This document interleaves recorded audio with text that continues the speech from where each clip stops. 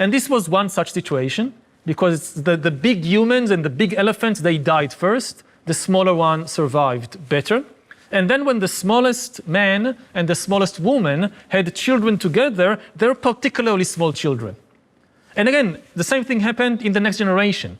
Out of, say, 5 children, the bigger ones, they needed more food. There wasn't a lot of food, so they died. And the smallest ones, they survived. So generation after generation, the smallest people survived and had even smaller people. Now, it wasn't like very big differences, but every generation, say an inch less, or a few millimeters less. After a couple of thousand years, the big humans became dwarves, and the big elephants became dwarf elephants. And this is the process of evolution. And this actually happens to all the animals. All the animals in the world, and also the plants, and also even viruses, if you remember the corona, they also undergo evolution.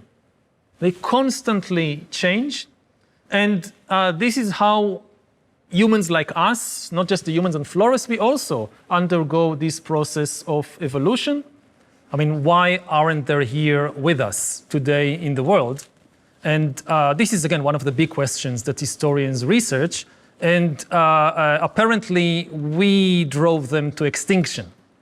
That when our kind of humans, which is called Homo sapiens, we are all sapiens, we lived in Africa at the time that the little people lived on Flores. And when we came out of Africa and spread all over the world, so some of us reached the island of Flores, and within a few thousand years, there were no more little people living on Flores. What exactly happened there, nobody knows for sure. One option is that our ancestors killed them. The other option is that our ancestors competed with them for the little food that was on the island. Our kind of humans, they came there, they hunted all the little elephants, they picked all the fruit, nothing was left for the little people to eat, and they disappeared. But they are not there anymore, unfortunately.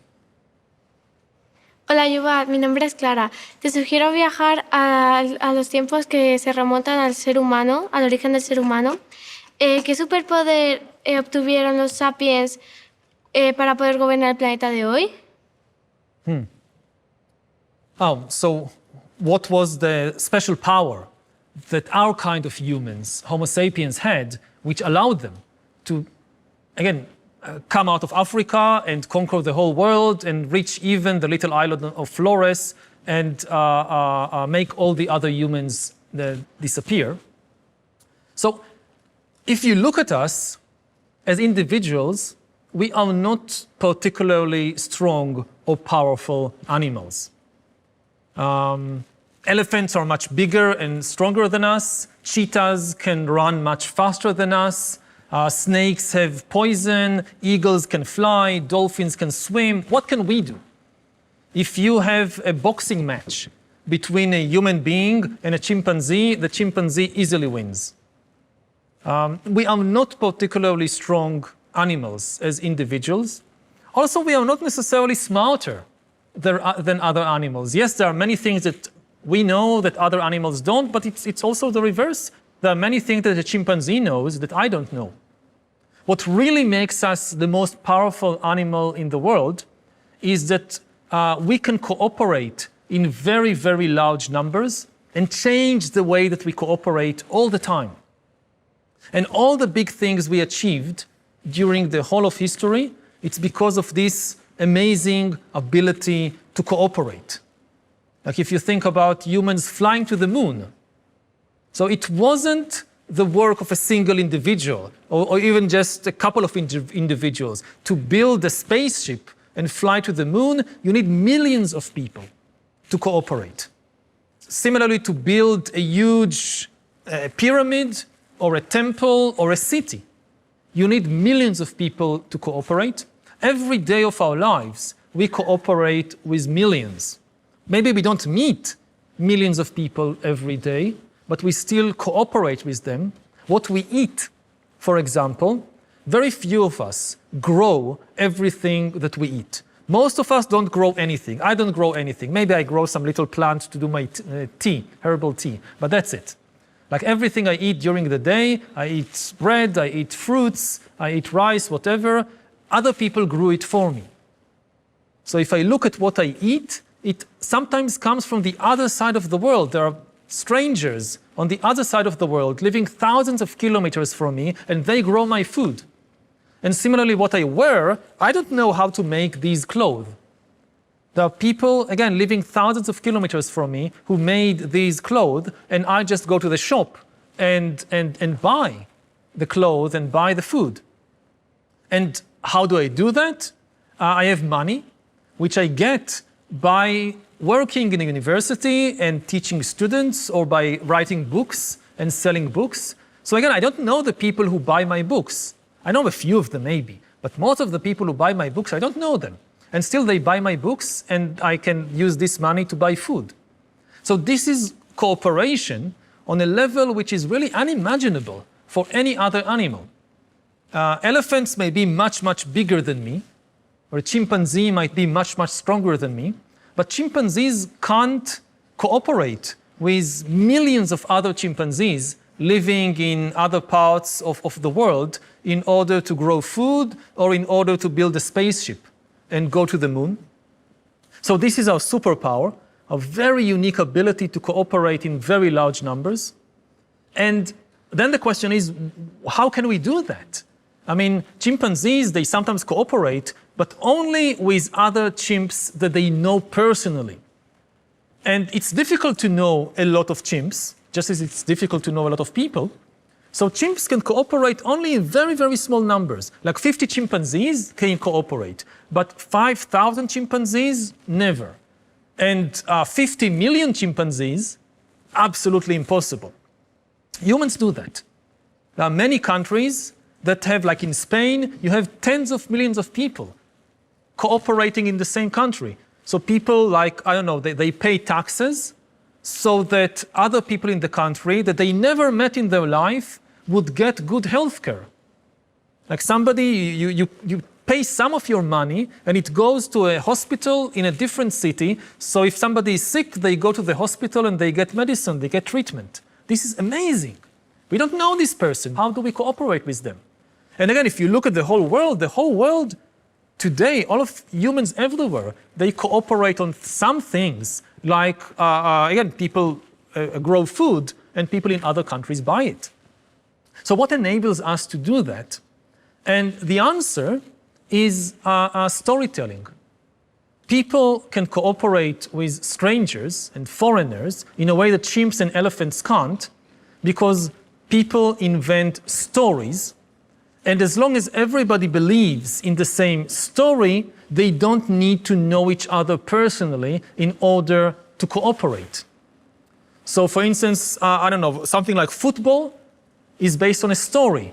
Like you go to a football field and you meet some other kids there that you never met in your life before. Within 5 minutes, you could be playing football together because you all know the same story about football.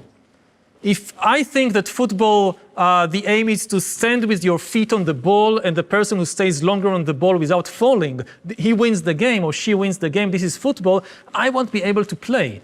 Everybody needs to know and agree on the same story.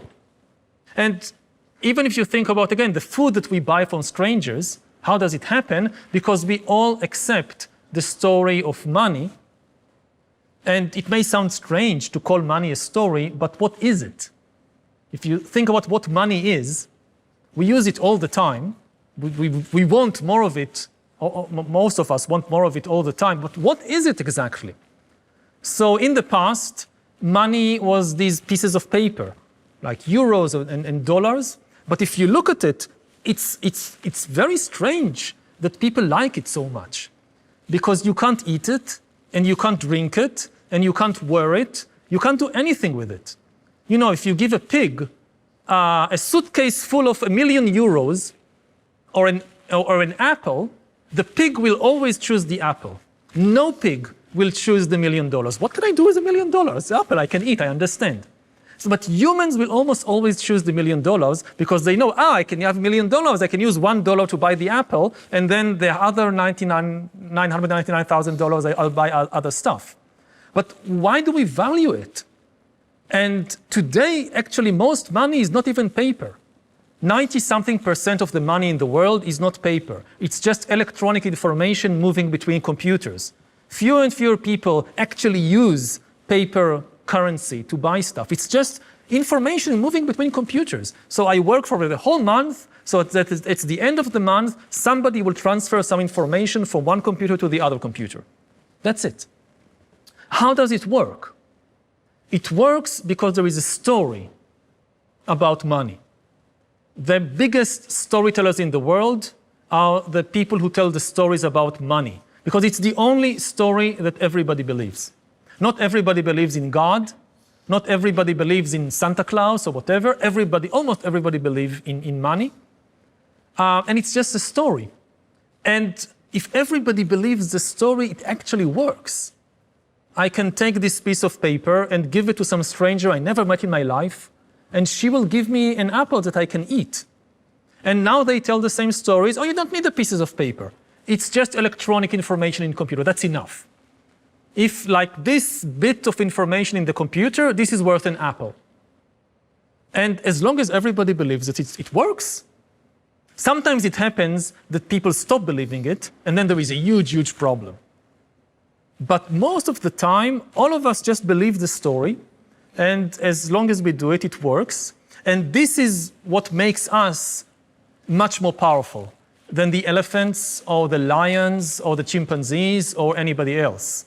We can cooperate with millions, with billions of other people to build cities and to build spaceships and to build roads and to grow food and whatever else, because we believe in all these kinds of stories.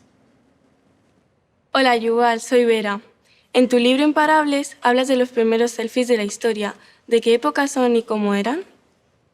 So the first selfies in history that we know about, they are from about 40,000, 45,000 years ago from Indonesia.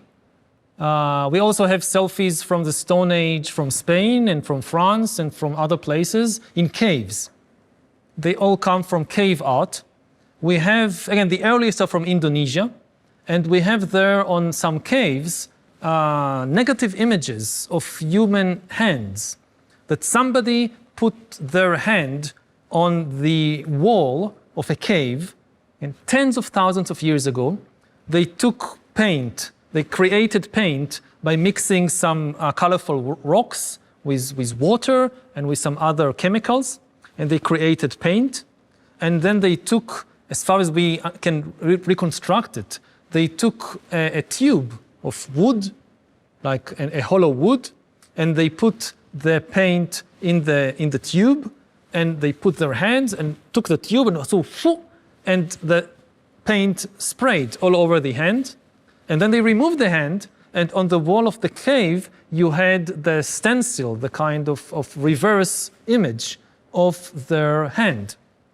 And you can today go to Indonesia and see these. It's a kind of selfie. It's somebody taking an image of themselves from something like 45,000 years ago, which is really amazing to think about. Nobody knows for sure why they did it, whether it is to leave a mark, a personal mark of themselves for future generations. Maybe it was some way to communicate with, I don't know, spirits or gods or something like that. There are also places where you find a kind of group selfie, that a couple of people came together and everybody put their hand on the wall of the cave and sprayed the paint, and we have this group selfie. There is a very famous cave in Argentina, which is called the Cave of the Hands, because you have a huge wall there just covered with these rock selfies from thousands and thousands of years ago, which, again, we don't know exactly how to interpret, but if you want, you can still do it today. I mean, the selfies that you take on your smartphone, who knows how long they will remain.